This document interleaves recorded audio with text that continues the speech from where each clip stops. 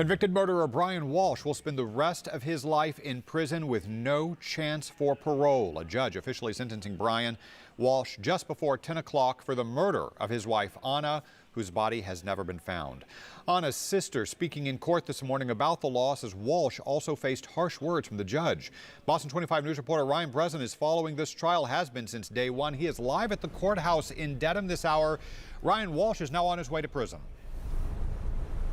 Gail, that's right. The judge siding with the Commonwealth's recommendation for sentencing of Brian Walshe today. He will spend the rest of his life in prison without the possibility of parole, plus up to 23 years on top of that.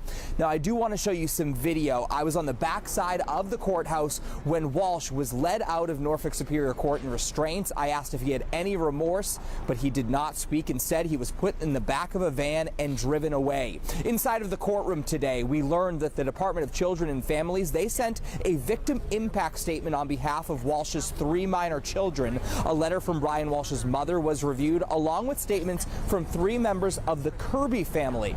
The only person to speak in person was Anna Walshe's sister. She says losing Anna has changed her and her mother's lives forever. They were in support of the Commonwealth's proposal for sentencing. Our entire family is still learning how to live with this emptiness. Holidays and birthdays are now silent reminders of her absence. Because of the circumstances of my sister's death, we were denied the opportunity to say a final goodbye.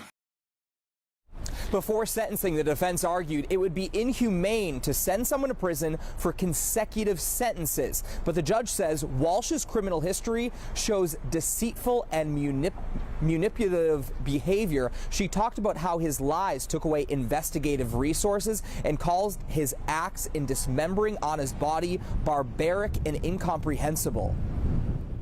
You had no regard for the lifelong mental harm that your criminal acts inflicted on your then 2-, 4-, and 6-year-old sons, not only in taking their mother, but also, as is specific to this charge, in never being able to properly grieve that loss, to say goodbye to their mom.